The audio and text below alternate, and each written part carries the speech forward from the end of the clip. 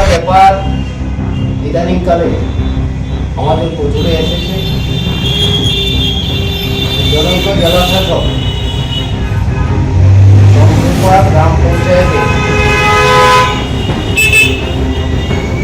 পরৈতল ভায়া চন্দ্রপুর যাওয়ার যে রাস্তাটা, সেখানে ফরেস্ট ডিপার্টমেন্টের জায়গার উপর একটি ডাম্পিং স্টেশন করার জন্য 20 লক্ষ টাকা বরাদ্দ করেছে। সরকার টাকা বরাদ্দ করতেই পারে, তার মধ্যে তো কোনো মজুরি টাকার প্রমাণ।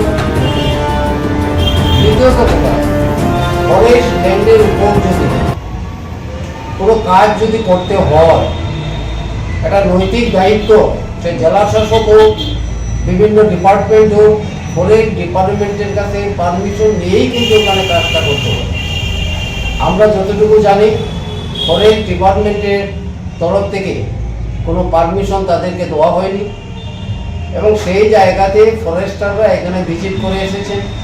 ওনারা দেখেছেন এখানে প্রচুর সংখ্যক গাছ এখানে কেটে ফেলা দেওয়া হয়েছে, যা পরিবেশের জন্য অত্যন্ত ক্ষতিকারক। দ্বিতীয়ত কথা হলো, ফরেস্ট ডিপার্টমেন্ট ওই এরিয়াতে ভিজিট করেছেন। ভিজিট করে যখন দেখছেন এখানে রাঘব বোয়ালরা জড়িত, একটা শাসক দলের একটা বিশেষ গোষ্ঠীকে শেল্টার দেওয়ার জন্য ওনারা মুখ খুলছেন না। এটা অত্যন্ত পরিতাপের ব্যাপার।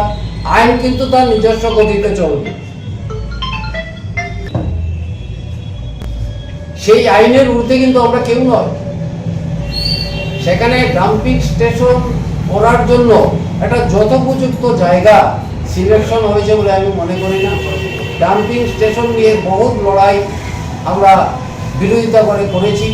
সোনামুখে তো একটা ডাম্পিং স্টেশন হয়েছে, এরপরেও ওই জায়গায় আবার দ্বিতীয়বার ফরেস্ট ল্যান্ডের উপর সমস্ত গাছ কেটে ফেলে ডাম্পিং স্টেশন তৈরি করার কোনো প্রয়োজনীয়তা আছে বলে আমি অন্তত মনে করি না। এটা আমি তীব্র ভাষায় তার প্রতিবাদ জানাই, আমি তার ধিক্কার জানাই। সরকারি টাকাকে নয়ছয় করার জন্য এই উদ্যোগটা নেওয়া হয়েছে। আমি আজকে আমাদের কংগ্রেস দলের একটা প্রতিনিধি দল এখানে আমরা গিয়েছি, আমরা পরিদর্শন করে দেখেছি যে এই জায়গাটা কোনো অবস্থায় সুইটেবল না।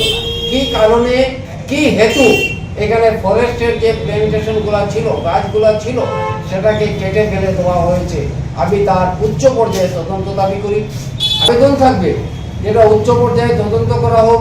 কনস্ট্রাকটিভ কাজে, উন্নয়নমূলক কাজে সরকারের পাশে কংগ্রেস দল সর্বদা আছে, কিন্তু তার মানে এই নয় সরকারি অর্থ নয়ছয় করে লুটোপুটে খাবে, আমরা নীরব দর্শকের ভূমিকা পালন করব, এটা কোনো দিন হবে না।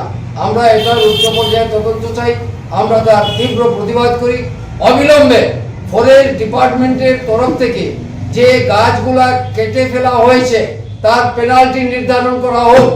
যারা ঠিকাদাররা, যারা গোপনে কাজ করছেন, তাদের কাছ থেকে সেই অর্থ আদায় করা হোক, নতুবা বন দপ্তর ত্রিপুরা সিভিল অ্যাডমিনিস্ট্রেশনের কাছ থেকে সেই অর্থ আদায় করে সরকারের তহবিলে সেটা জমা করা হোক। স্বপ্নকে সত্যি করতে চান, ভবিষ্যৎকে উজ্জ্বল করতে চান, তাহলে আজই নিয়ে নিন সঠিক সিদ্ধান্ত। আর আপনাদের জন্য সঠিক সিদ্ধান্ত হলো শ্রীলক্ষ্মী গ্রুপ অফ ইনস্টিটিউশনস, সবচেয়ে আধুনিক শিক্ষার অন্যতম ঠিকানা। আমাদের এখানে রয়েছে nursing, paramedical, pharmacy, management, education, allied health science সহ নানান উপযোগী কোর্স। তাছাড়া আরো রয়েছে উন্নত ক্যাম্পাস ও প্লেসমেন্টের দারুণ সুব্যবস্থা।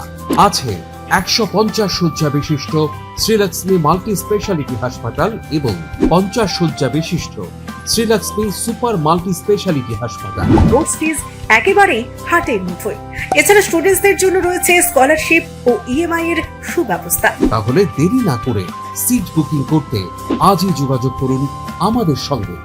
Sri Lakshmi group of institutions, mobile number 9066776746।